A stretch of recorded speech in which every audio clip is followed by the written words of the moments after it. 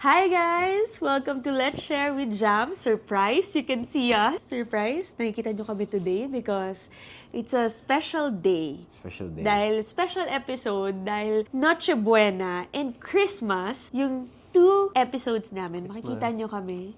And we have a special Devo for today. Why are we recording this? Because the reason why is because the day before Christmas, we just wanted to take a few minutes, Yes. to just special offering para sa Lord, and lalo na para ma-benefit kayo just to hear God's word. So we get to do this together the day before Christmas. Parang naisip namin, something special naman to offer sa Lord, di ba? Yeah. Why not make a video episode Yeah. for a change? So I hope na hindi kayo ma-distract sa mukha namin. Yet, ma-inspire kayo, whatever it is na i-discuss natin for today. So, And I guess one of the best ways of spending it is to spend a few minutes of our time yeah. to read God's word. Ganun lang po kasimple. Since tomorrow is God's day, di ba? Yeah. Jesus' day. Then the day before, it's only proper na to share this special moment with you guys. With you guys, of course. A special offering para sa Lord, and take you guys along with us dito sa ride na to. And happy Christmas. Happy advanced Christmas, by the way. Happy Kasi- Noche Buena. Happy Noche Buena. Mamaya, I hope hindi kayo nag-lunch para marami kayong kakainin sa dinner.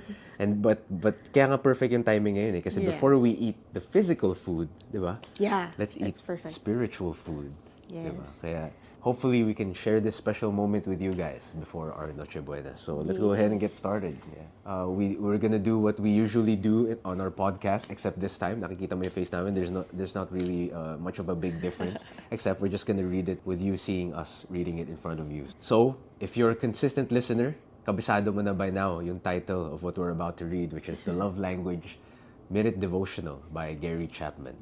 So let's go ahead and read the December 24 entry. Finding our significance.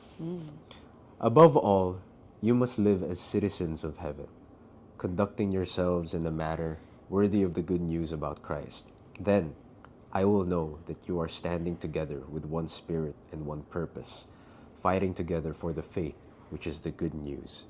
Philippians 1:27. The need for significance drives much of our behavior. We want our lives to count for something. In reality, I am significant because God made me. Life does have meaning.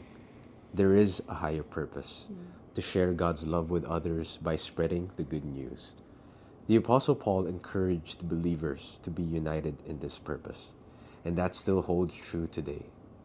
When we communicate God's love, we're doing something highly significant. However, I may not feel significant until someone expresses love to me. When my spouse lovingly invests time, energy, and effort in me, I feel valuable. But surprisingly, when I choose to love my spouse and give my life for his or her well-being, I feel even more valuable. Why? Because it is more blessed to give than to receive. Christ is our example. He gave up his life for the church. Consequently, God highly exalted him. One of your greatest contributions to the cause of Christ is to love your spouse. While that last line says, love your spouse, what we usually say in every single Episode. entry that we read is that this applies to everyone. Yes. This isn't just exclusive to a married couple. This applies to your relationships with your friends, with your co-workers, with your bosses, with your superiors and inferiors. And Especially I this thought- season, family with their families. Yeah, I'm sure everyone, every single person who's listening to this is most likely With their families. with their families about to celebrate our favorite day of the year. Yeah. Kaya, ang perfect eh. Sakto talaga yung timing. Tiniming talaga ni Gary Chapman yung December 24 entry with this message. Yes.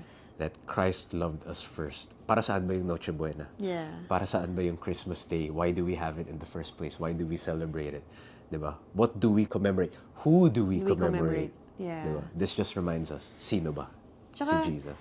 That's so true. Kasi, na-realize ko lang sa sinabi dito kanina, you feel valuable, di ba? Pagka Christmas kasi, aminin na natin, excited tayo sa mga regalo na matatanggap natin, sa mga dadali na food sa atin. But, pagka Christmas din, I think, ang sarap din ng feeling, kahit na pagod ka na, ang sarap ng feeling na magbigay ng gift sa mga taong mahal natin, di ba?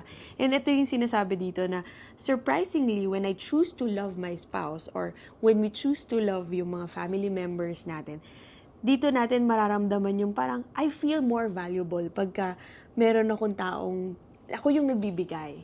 And I think this is a very timely message for us na hindi lang tayo ma-excite dun sa mga matatanggap natin, but ma-excite tayo even if pagod na pagod tayo. I'm sure marami sa atin na pagod this Christmas exhausted. season. Everyone, Super. you know, that's the ironic thing. Yeah. And what's supposed to be one of the most restful seasons of the year. Yeah. Because of culture, Yeah. because of what we were taught to do growing up. All of a sudden, it becomes one of the most hectic seasons of the year. And so parang in a way, what we read today is just a reminder to slow down. Yeah. Slow down, calm down. Your value isn't tied to what you give.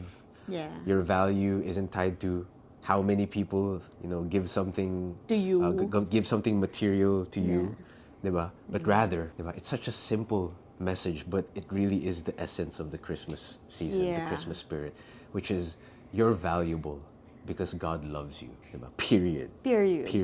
And ako naman, That's I think, beautiful. my takeaway, ang ganda nun pa, and I think ako naman, ang takeaway ko for today's Devo is, may you find joy, may you find value in giving your love to someone else, di ba? May you find joy na kahit na pagod ka na sa pagbahanda, pagod ka na sa pagbabalot ng mga regalo, may you find joy in it. Parang hindi ka madala dun sa pagod lang. Hindi ma-highlight yung pagod every Christmas season, di ba? Hindi yun yung ma-highlight. But ma-highlight na, Lord, thank you kasi meron akong pambili ng regalo kahit gaano kasimple. Lord, thank you kasi meron kaming panghanda kahit gaano kasimple.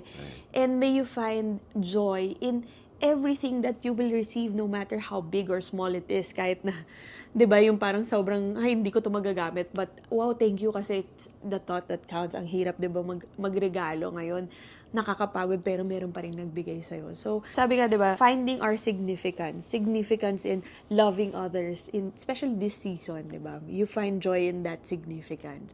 Ako yun siguro. That's such a beautiful reminder kasi even the food that we're about to eat, diba? That's not going to be the highlight of your Noche Buena, but rather who you eat it with, diba? Yes. The gifts, don't forget the spirit, the essence of why we do it, na yung maalala natin sa season na to is hindi yung pagod mo, hindi yung kung gaano kasakit sa wallet mo, but rather how many lives have you touched, and how many lives have touched you. And at the root of it all, at the center of it all, diba? What animates everything that we do is yung love ng Lord, yung love ni Jesus, who's the reason for this season. Parang gano'ng kadami yung napasaya mo this season, di ba? Kahit na hindi sa material gifts It's as simple as hugging someone, making someone feel that you love them. If hindi ka I love you, hindi ka I miss you, hindi ka whatever, di ba? Hindi mo pinaghuhugas ng pinggan yung mga magulang mo, paghugas mo ng pinggan ngayon, di ba? It's as simple as that You'll find joy in it, and then you'll find significance in it, and value in it. Yun yung sinasabi dito. Parang maging joyful yung Christmas nyo. I think that's a great takeaway for us this season, this Noche Buena, and I hope na magbago yung outlook nyo habang hinahanda nyo yung Noche Buena nyo. And let's end this episode with a prayer. Father, I am thankful for the significance you give me. I want to fulfill your purposes for me and share your love with others. Please help me to start by loving my spouse well and selflessly. Through that, may he or she feel significant too. In Jesus' name we pray. Amen. Amen. Thank you guys for listening. See you tomorrow, Christmas Day. Bye! Happy Christmas!